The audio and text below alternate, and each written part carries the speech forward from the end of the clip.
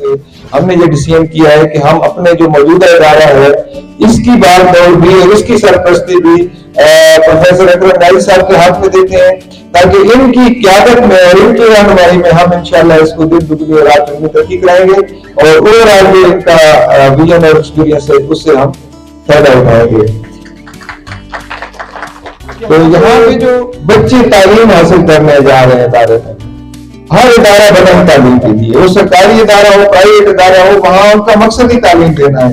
लेकिन तालीम से पहले एक चीज हमें देखनी चाहिए कि तालीम बहुत जरूरी है, इसमें कोई दूसरी राय नहीं है। लेकिन तालीम के साथ या तालीम से पहले मैं समझता हूं तरबियत नहीं होगी तो वो तालीम हासिल की हुई कोई फायदा नहीं देगी, ना माशरे को फायदा देगी, ना उस इंडिविजुअल को देगी, ना उस फैमिली को देगी, ना खानदान को देगी। तो मेरा जो सबसे बड़ी जो प्रोफेसर साहब के साथ जो हमारी कोऑर्डिनेशन हुई है और जो मुझे सबसे अच्छा लगा, मैंने इसको अपना एजाज समझा के प्रोफेसर साहब इधर आ रहे हैं, उसकी मेन चीज थी कि इनका जो विजन है ना कि बच्चों की तरबियत पे, कैरेक्टर बिल्डिंग, उनका जो शख्सियत साजी। देखिए इंसान आजकल हम नंबरों की दौड़ में पड़े हुए हैं, शायद हमें जरूरत भी है उसकी, लेकिन मुझे मेरा एक बच्चा 100% नंबर लेके किसी भी सब्जेक्ट में या बहुत ज्यादा मैक्सिमम परसेंटेज की जब कंसेप्शन होती है तो वो माँ को उस वक्त से लिहाज करना शुरू कर देते हैं, उसका ख्याल रखना शुरू कर देते हैं, उसकी डाइट का, उसके माहौल का, एनवायरनमेंट का, और इवन ना और वो फिर दुनिया में टेक्नोलॉजी में आगे आके भले हम उसको इस्लामिक लिहाज से उनसे नफरत करते हैं, जो भी करते हैं, लेकिन टेक्नोलॉजी की दौड़ में, दुनिया की दौड़ में वो इस वक्त छाए हुए हैं। और शासन होता है कौम का, और वो मिशन तभी पूरा होता है जब पूरी कौम मिलकर उसको पूरा करे। तो हमारा भी अल्हम्दुलिल्लाह मिशन ये है कि हम अपने बच्चों को तालीम के साथ साथ या उससे पहले हम उनकी तरबियत पे फोकस करते हैं, और वालिदैन से भी हम रिक्वेस्ट करते हैं कि वो इन बच्चों को अगर अच्छी तरबियत दे के एक अच्छा तालीम याफ्ता इंसान बनाएंगे तो वो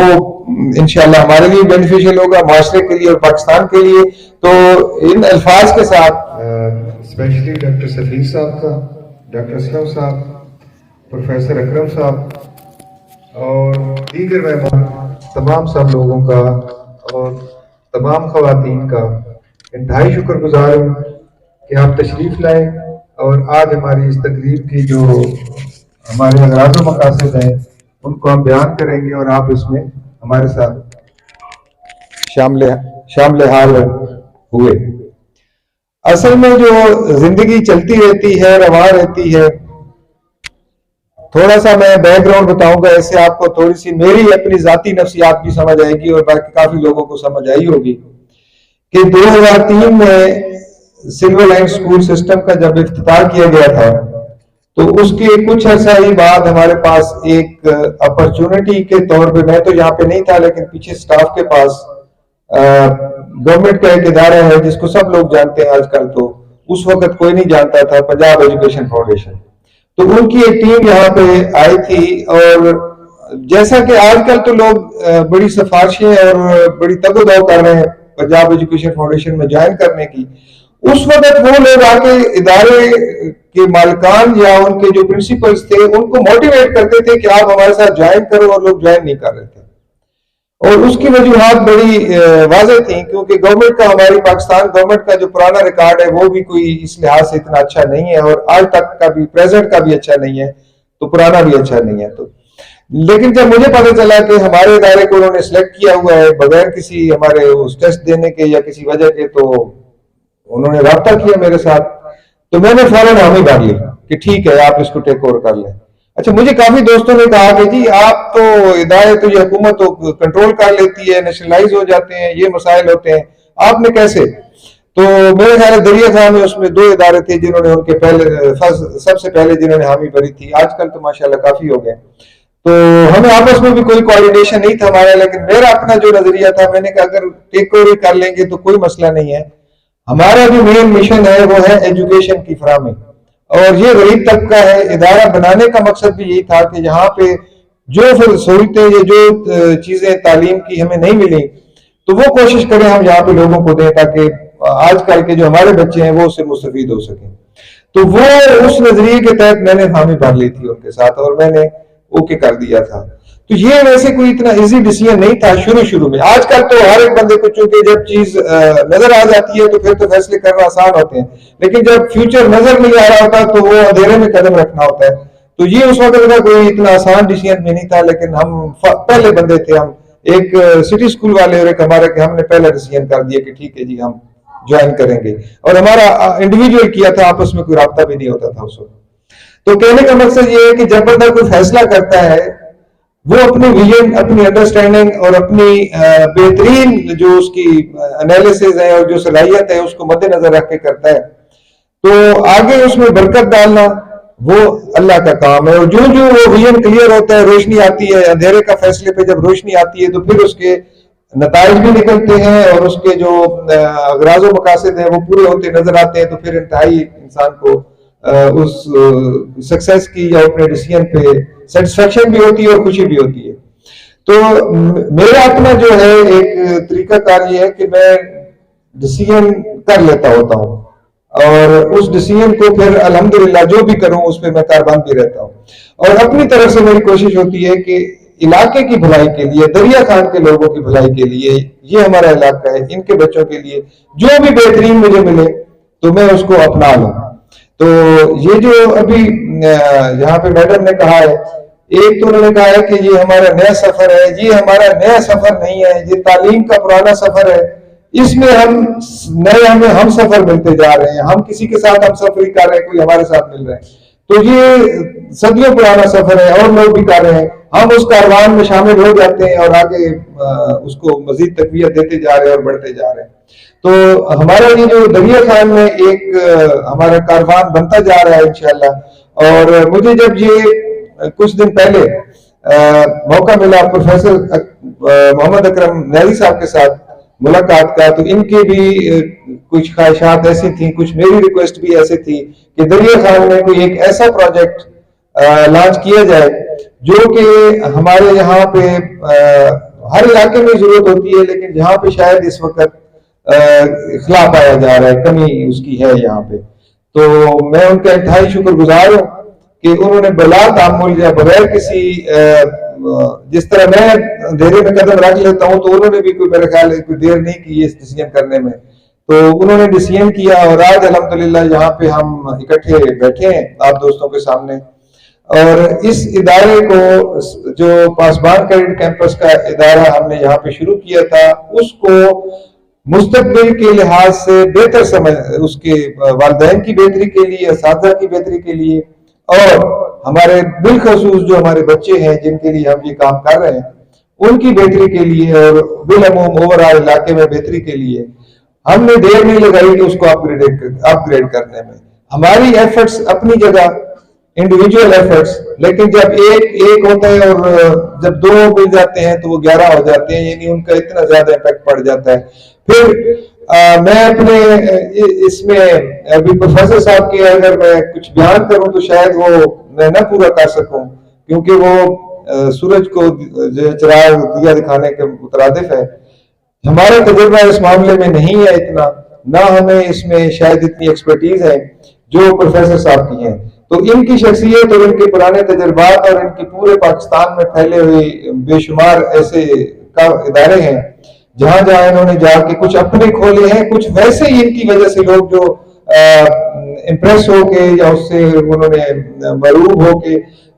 इदारे अपने बनाए हुए हैं और इनकी रहनुमाई में या इनको सिर्फ देख के कुछ लोग रहनुमाई हासिल कर रहे हैं। हो सकता है इनको पता ही ना हो कि मुझसे कौन कौन रहनुमाई हासिल कर रहे हैं। तो उस रहनुमाई हमने भी हासिल करने की कोशिश की है और हमने जो है ना यहाँ पे प्रोफेसर साहब को एक स्पेशल रिक्वेस्ट पे और उस पे लाए हैं यहाँ पे कि आप आए, हमारे इदारों को भी अपग्रेड करें और यहाँ का जो कम्युनिटी है दरिया खान की, इसमें अपना जो तालीमी आपका एक्सपीरियंस है या आपका जो विजन है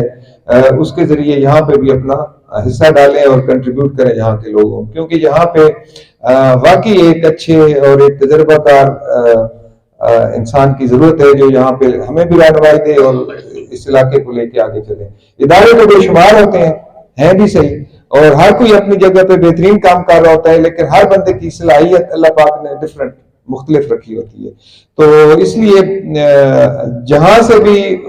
फायदा मिले जहां से भी हमें बेनिफिट मिल रहा हो, जहां से भी हमें अच्छाई मिल रही हो, भलाई मिल रही हो, तो वो मौका मेरे ख्याल में जाया नहीं करना चाहिए। और उसी मौके को कैश कराते हुए, इसी मौके से फायदा उठाते हुए हमने ये डिसीजन किया है कि हम अपने जो मौजूदा इदारा है इसकी भागदौड़ भी और इसकी सरपरस्ती भी प्रोफेसर अकरम नाजी साहब के हाथ में देते हैं, ताकि इनकी क़यादत में और इनकी रहनुमाई में हम इंशाल्लाह इसको दिन दुगनी और रात चौगुनी तरक्की कराएंगे और ओवरऑल जो इनका विजन और एक्सपीरियंस है उससे हम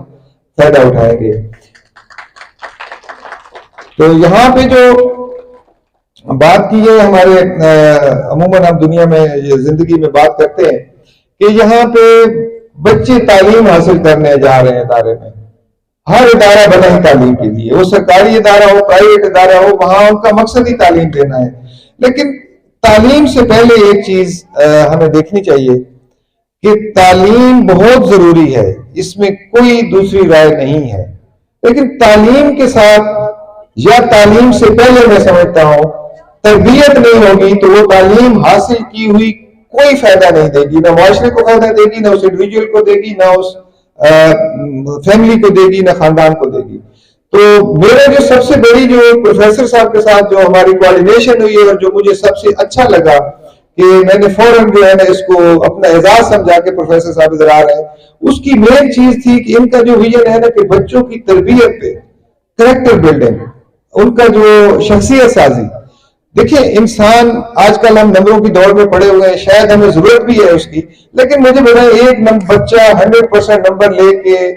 किसी भी सब्जेक्ट में या बहुत ज्यादा मैक्सिमम परसेंटेज लेके वो कुछ अच्छा प्रोफेशनल भी बन जाता है, वो अच्छा डॉक्टर भी बन जाता है, इंजीनियर भी बन जाता है, या जिंदगी की दौड़ में और बड़े फील्ड है जहां पे वो कामयाबी ले लेता है। लेकिन अगर उसके करेक्टर में खला है, उसके किरदार में कमी है, उसकी शख्सियत में कमी है, उसके बाकी मामला दुरुस्त नहीं है, तो यकीन करें वो सारे हासिल करता नंबर और वो प्रोफेशनलिज्म की डिग्रियां और उसका जो स्टेटस है वो किसी काम नहीं आने वाला। ना उस बंदे के किसी काम आएगा, ना उस वालिदैन के काम आएगा, ना माशरे के काम आएगा, ना मुल्क के काम आएगा। तो मेरा अपना यही अंडरस्टैंडिंग थी जो कि 12 मुख्तलिफ मौकों पर मैंने इजहार भी करता रहता था, पहले भी जब भी जहां मुझे बात करने का मौका मिला। और वो जब उसका हमारे साथ कोऑर्डिनेशन में सिंक्रोनाइज हो गया प्रोफेसर साहब के विजन के साथ, तो मुझे बड़ी खुशी हुई, मुझे बड़ी तकवीत मिली कि हम ये जो शख्सियत साजी और किरदार साजी का जो अमल है इसको हम जितना मजबूत करेंगे, जितना अच्छे तरीके से हम इसको चलाएंगे, इंशाअल्लाह हमारी जो नस्ल नौ है, हमारे जो आने वाले बच्चे हैं, हम आहिस्ता आहिस्ता रिटायर होते जा रहे हैं और ये आके भागदौड़ संभाल रहे हैं, तो इनकी जितनी अच्छी तरबियत करके हम इनको सामने लाएंगे, ये उतना ही इस माशरे को ज्यादा बेहतर अंदाज में आगे लेके चलेंगे। और अगर हम सिर्फ और सिर्फ नंबर गेम में पड़े रहे 2+2 और 100% और 99% की नंबर गेम में, तो उससे शायद वो स्किल तो वो बच्चे अचीव कर लें, लेकिन उस स्किल का जो बेनिफिशियल इस्तेमाल है, जो माशरे के लिए, जो हमारे लिए एक बेहतर इस्तेमाल है, वो उसकी शख्सियत और किरदार के बगैर शायद वो ना कर सके और वो कोई फायदेमंद ना हो। तो स्किल सिखाने से पहले या स्किल सिखाने के साथ साथ मैं तो पहले कहूंगा कि बच्चों का जो अखलाक और किरदार है और उनकी जो तरबियत है उस पर फोकस करना जरूरी है। और उस तरबियत का जो आगाज होता है वो इवन प्री नेटल स्टेज पे हो जाता है, यानी बच्चे की पैदाइश से पहले ही हो जाता है, जो कि फिर उसके बाद पैदाइश के बाद जो माँ की गोद में मिलती है 3-4 साल स्कूल आने से पहले, वो बहुत इंपॉर्टेंट होती है। मैं पढ़ रहा था पिछले दिनों रिसर्च के, हमारे जो हम कहते हैं ना दुनिया में इस वक्त अगर आप काउंट करें तो जितनी ही आला पाए की जो टेक्नोलॉजी की कंपनीज हैं, सॉफ्टवेयर की कंपनीज हैं, आर्टिफिशियल इंटेलिजेंस की कंपनी है, वो सारी कंपनी या तो उनकी ओनरशिप ज्यूज के पास है, हम ये जो भी ज्यूज हैं या हमारे जो जिनको हम यहूदी कहते हैं उनके पास है, और वो ऑलमोस्ट ज्यादातर उनमें से इजराइल बेस्ड है। अच्छा, उनके बारे में रिसर्च लोग करते हैं कि यार ये क्यों इतना आगे आ जाते हैं तरक्की में, तो उनके बारे में पढ़ रहा था कि वो जब उनकी जो बच्चे की जब कंसेप्शन होती है तो वो माँ को उस वक्त से लिहाज करना शुरू कर देते हैं, उसका ख्याल रखना शुरू कर देते हैं, उसकी डाइट का, उसके माहौल का, एनवायरनमेंट का, और इवन ना उसको कोई सख्त बोले, ना वो किसी पे शाउट करे, इस किस्म की चीजों का, यानी ताकि उसके असरात बच्चे पे ना पड़े। और खुराक उसको अच्छी देते हैं ताकि बच्चे की ग्रूमिंग है, जो उसकी ग्रोथ है वो अच्छी हो। और उसके बाद जब वो बच्चा इस दुनिया में आता है फिर उसको अच्छी तरीके से वो पालते हैं, 3-4 साल बाद स्कूल में पढ़ाते हैं। तो उसके बाद फिर वो जो बच्चे पैदा हो रहे हैं और वो उन्होंने फिर दुनिया में टेक्नोलॉजी में आगे आके, भले हम उसको इस्लामिक लिहाज से उनसे नफरत करते हैं जो भी करते हैं, लेकिन टेक्नोलॉजी की दौड़ में, दुनिया की दौड़ में वो इस वक्त छाए हुए हैं और सारी इंटरनेशनल जो कम्युनिटी है या जो कंपनीज हैं वो उनके जेरे तसल्लुत समझ लें कि उनके हैं। फिर एक जगह पे मैं सुन रहा था इजरायली वज़ीर आज़म नेतन्याहू को, तो हमारे जो नारे हैं ना कि हम तस्लीम नहीं करते, एक दो मुल्क हैं जो उनको तस्लीम नहीं करते जिनमें एक पाकिस्तान है, वो अपनी जगह बिल्कुल मजबूरी है और उस वक्त तो इतनी मजबूरी बढ़ जाएगी कि उनको मजबूरन करना पड़ेगा। आज भी वो कहते हैं अगर हम टेक्निकली उनका थोड़ा सा हिला देना सिस्टम तो उनकी बैंकिंग फेल हो जाए, उनकी और जो निजाम कम्युनिकेशन की चल रहे हैं वो फेल हो जाए, क्योंकि वो कंपनी हमारे पास है, वो कंट्रोल हमारे पास है। तो कहते हैं ये ऐसे नारे नहीं लगाने चाहिए, प्रैक्टिकली काम करना चाहिए कि हमारे हाथ में क्या है, हम उसके बगैर। और वाकई हकीकत है कि जितनी भी इस वक्त कंप्यूटराइज सिस्टम चल रहे हैं हमारी बैंकिंग इंडस्ट्री में या और ओवरऑल जो हमारी इंडस्ट्री है, कम्युनिकेशन है, मोबाइल फोन है, इंटरनेट, जो वो सारा कंट्रोल तो उनके पास है। वो किसी वक्त भी ऐसे थोड़ा सा हमारे एरिया में एक वायरस छोड़ देना इस इलाके में पाकिस्तान के लिए तो हमारे सारे सिस्टम बैठ जाएंगे। तो वो कहते हैं यार जो नहीं करना चाहते उनकी मर्जी है, लेकिन मजबूरन उनको हमें तस्लीम करना पड़ेगा और इस चीज को तो वो तस्लीम कर ही चुके हैं कि हमारी कंट्रीब्यूशन और उससे फायदे वो लोग उठा रहे हैं। तो कहने का मकसद ये है कि एक मिशन होता है कौम का और वो मिशन तभी पूरा होता है जब पूरी कौम मिलकर उसको पूरा करे। तो हमारा भी अल्हम्दुलिल्लाह मिशन ये है कि हम अपने बच्चों को तालीम के साथ साथ या उससे पहले हम उनकी तरबियत पे फोकस करते हैं और वालिदैन से भी हम रिक्वेस्ट करते हैं कि वो इन बच्चों को अगर अच्छी तरबियत दे के एक अच्छा तालीम याफ्ता इंसान बनाएंगे तो वो इंशाल्लाह हमारे लिए बेनिफिशियल होगा, माशरे के लिए और पाकिस्तान के लिए। तो इन अल्फाज के साथ मैं एक बार फिर आप सब लोगों का शुक्रगुजार हूँ, शुक्रिया अदा करता हूँ और स्पेशली प्रोफेसर साहब का कि मेरी एक आइडिया पे या एक अंडरस्टैंडिंग पे उन्होंने फौरन टाइम ज़ाय किए बगैर उन्होंने लब्बैक कहा और हम आज इधर एक नए सफर का एक या पुराने सफर को एक नए तरीके से चलाने का आगाज कर रहे हैं, तो जो कि हमारे इलाके के लिए इंशाल्लाह एक संग साबित होगा। आप लोगों को बहुत अस्सलामुअलैकुम वरहमतुल्लाहि वबरकातुहू। मेरे channel daily G10 news Pakistan के सब्सक्राइबर बेल के बटन को दबाएं। G10 जनाब सब्सक्राइब करो, लाइक करो, शेयर करो जनाब। Thank you.